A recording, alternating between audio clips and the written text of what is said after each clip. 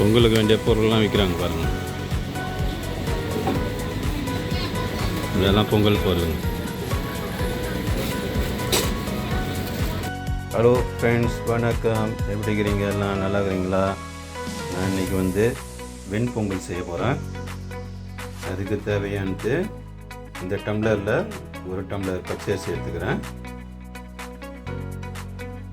அரை டம்ளரு பாசிப்பருப்பு எடுத்துக்கிறேன். இந்த பாசிப்பருப்பை லைட்டாக வறுத்து எடுத்துக்கணும். நான் ஏற்கனவே வறுத்து வச்சுக்கிறேன். இப்போ இது கூட இந்த அரிசியை இதில் கொட்டிக்குவோங்க.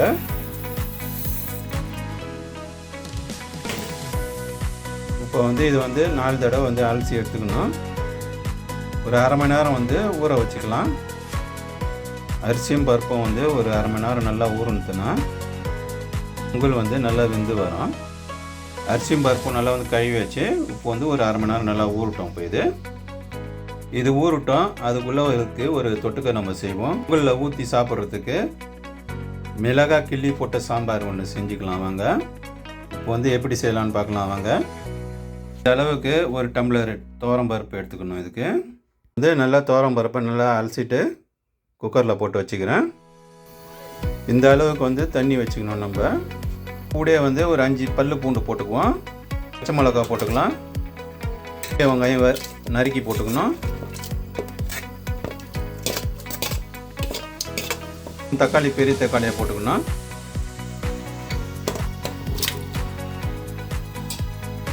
கால் டீஸ்பூனு மஞ்சள் தூள் போட்டுக்குவோம். ஸ்பூனு மிளகாத்தூள் போட்டுக்குவோம். கொஞ்சம் இதில் எண்ணெய் ஊற்றிக்கலாம். போதும். கொஞ்சமாக கால் டீஸ்பூனு சீரகம் போட்டுக்குவோம். குக்கரை மூடி ஒரு 3 விசில் விட்டுக்கலாம்.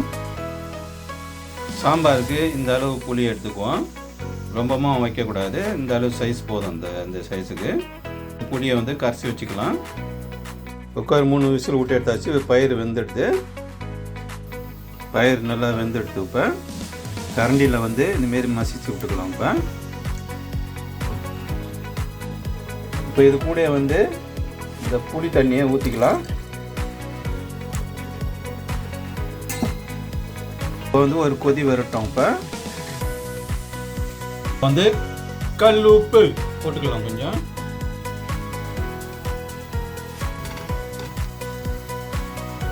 சாம்பார் தாளிக்கிறதுக்கு கொஞ்சமாக எண்ணெய் ஊற்றிக்கலாம்.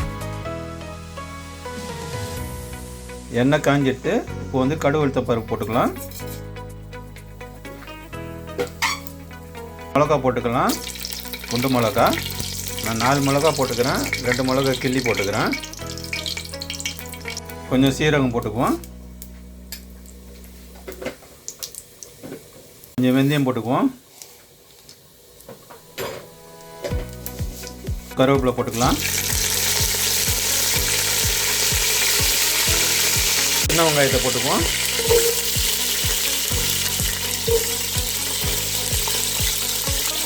பூண்டு போட்டுக்குவோம்.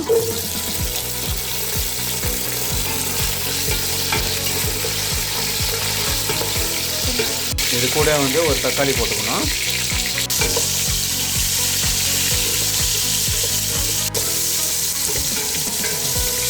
பெருங்காயம் போட்டுக்கணும். பெருங்காயத்தூள்,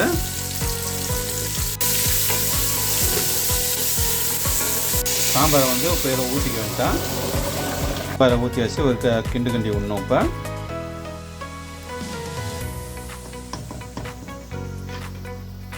கூட ஒரு சின்ன துண்டு வெல்லம் போட்டுக்கலாம்.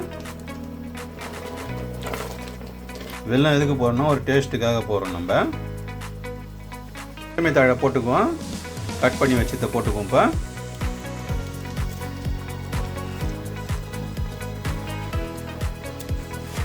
கடைசியாக இதில் கொஞ்சம் நெய் போட்டுக்கலாம். மிளகா கிள்ளி போட்ட சாம்பார் சூப்பராக ரெடி ஆகிடுது. இதை பொங்கலுக்கு ஊற்றி சாப்பிட்டா சூப்பராக இருக்கும். ஒரு வடை செமத்தியாக இருக்கும்.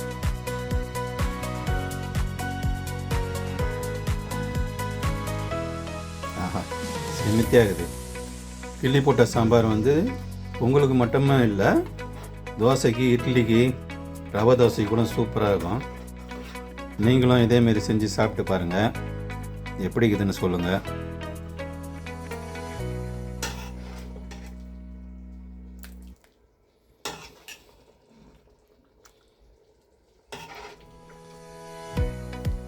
ஆஹா,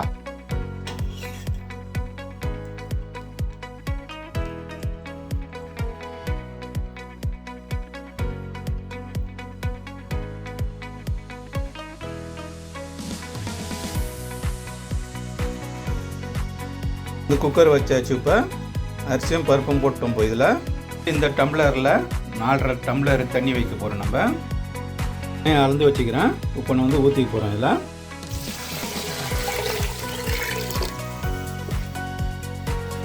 அளவு வந்து 4.5 டம்ளரு தண்ணி.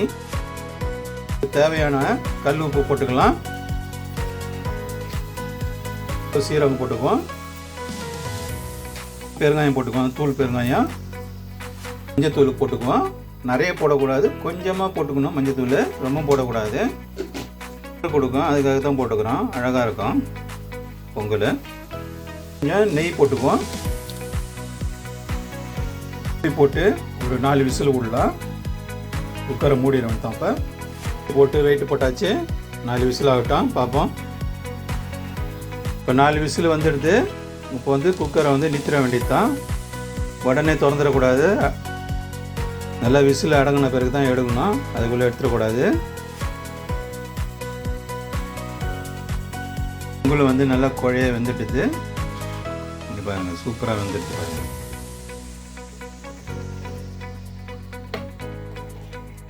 பொங்கலுக்கு வந்து ஒரு தாளிப்பு கொடுப்போம். தாளிக்கிறதுக்கு கொஞ்சம் எண்ணெய் விட்டுக்குவோம்.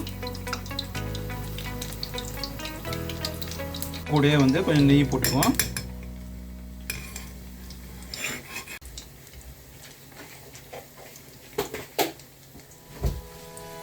நெய்யும் வந்து காஞ்சிட்டு இப்போ மிளகு போட்டுக்குவோம். பொடியை வெட்டு நெருக்கணத்தை போட்டுக்குவோம்.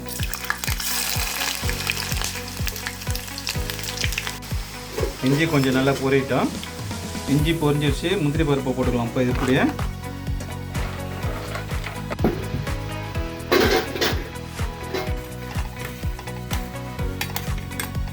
முந்திரி பருப்பு பொரிஞ்சிருச்சு.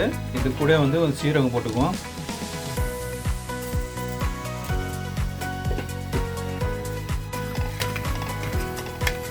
கருவேப்பிலை வந்து நல்லா ஃப்ரெஷ்ஷாக நல்லா ஒரு கொத்து போட்டுக்குங்க.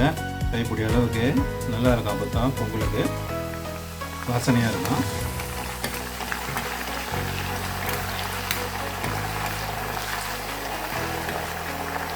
இப்போ இது கூட வந்து கொஞ்சம் பெருங்காயம் போட்டுக்குவோம்.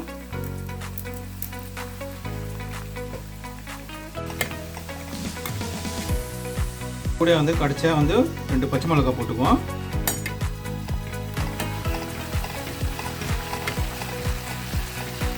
இந்த அடுப்பை நிறுத்திட வேண்டியது தான். இப்போ இதை வந்து பொங்கலில் ஊற்றி கிண்டிக்க வேண்டியது தான். இப்போ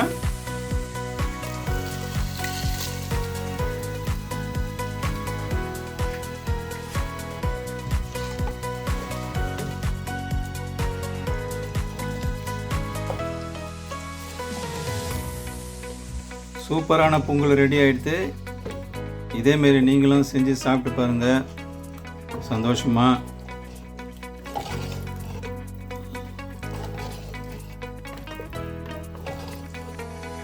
நான் பொங்கலுக்கு ஒரு மெதுவடையும் கொஞ்சம் சட்னி செஞ்சுக்கிறேன். அது கூட வச்சு சாப்பிட்டு பாருங்கள், நல்லாயிருக்கும். நான் செஞ்சுக்கிறேன் அதுமாரி. இதேமாரி செஞ்சு சாப்பிட்டு பாருங்கள்.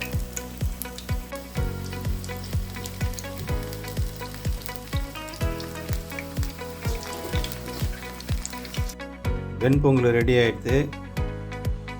இதேமாரி செஞ்சு பார்த்துட்டு கமெண்ட்டில் சொல்லுங்கள் எப்படி இருக்குதுன்னு. லைக் பண்ணுங்கள், ஷேர் பண்ணுங்கள், சப்ஸ்கிரைப் பண்ணுங்கள்.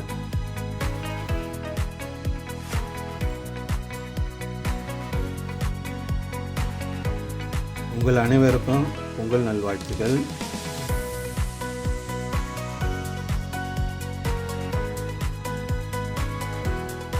உங்களுக்கு சாம்பார், சட்னி வச்சு ஒரு வடை வச்சு சூப்பராக சாப்பிட்டு பாருங்கள், நல்லாயிருக்கும். சூப்பராக சப்ஸ்கிரைப் பண்ணுங்கள், முக்கியமாக மறந்துடாதீங்க. சப்ஸ்கிரைப் பண்ணிவிட்டு பாருங்கள் வீடியோவை, அடிக்கடிக்கு வரும் உங்களுக்கு.